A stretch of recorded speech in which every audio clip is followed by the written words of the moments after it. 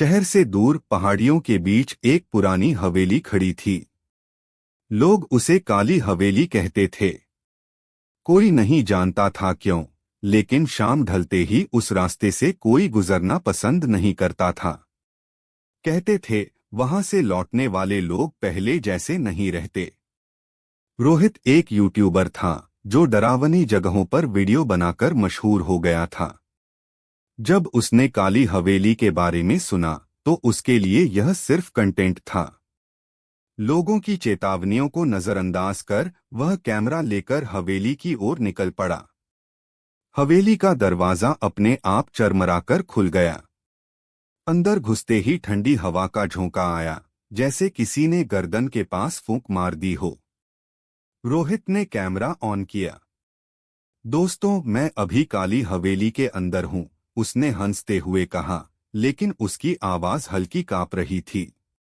अंदर दीवारों पर पुराने चित्र टंगे थे। सभी चित्रों की आंखें काली थीं और ऐसा लग रहा था मानो वे उसे देख रही हों। तभी ऊपर की मंजिल से टक टक की आवाज आई, जैसे कोई धीरे धीरे चल रहा हो। रोहित सीढ़ियां चढ़ने लगा। हर कदम के साथ आवाज तेज होती गई।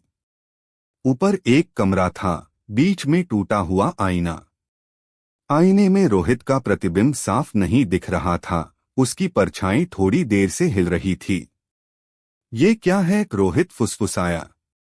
अचानक आईने में परछाई मुस्कुराई, जबकि रोहित नहीं मुस्कुरा रहा था। कमरे की लाइट झपकने लगी। दीवारों से फुसफुसाहटें गूंज उठीं। रुक जाओ, यहीं रहो। रोहित भागने के लिए मुड़ा, लेकिन दरवाजा गायब था। अब कमरे में सिर्फ आईना था। आईने से एक हाथ बाहर निकला, काला, ठंडा और हड्डियों जैसा। रोहित चीखा और पीछे गिर पड़ा। उसके दिमाग में यादें कौंध गईं। 1 साल पहले की रात, शराब पीकर गाड़ी चलाना, सड़क पर गिरा एक आदमी और उसका बिना रुके भाग जाना। किसी को कुछ नहीं बताया गया था। केस कभी खुला ही नहीं। आईने से आवाज आई, हर गुनाह की एक जगह होती है और यह जगह तुम्हारी है। रोहित रोने लगा। मुझसे गलती हो गई, मुझे माफ कर दो। कमरे में सन्नाटा छा गया। हाथ वापस आईने में चला गया। दरवाजा अचानक प्रकट हो गया। रोहित जान बचाकर हवेली से बाहर भागा। अगली सुबह रोहित ने पुलिस स्टेशन जाकर सब कुछ कबूल कर लिया।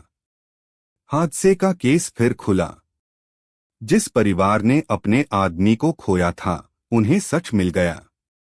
कुछ दिनों बाद लोग हैरान थे, काली हवेली के पास अब डर महसूस नहीं होता था।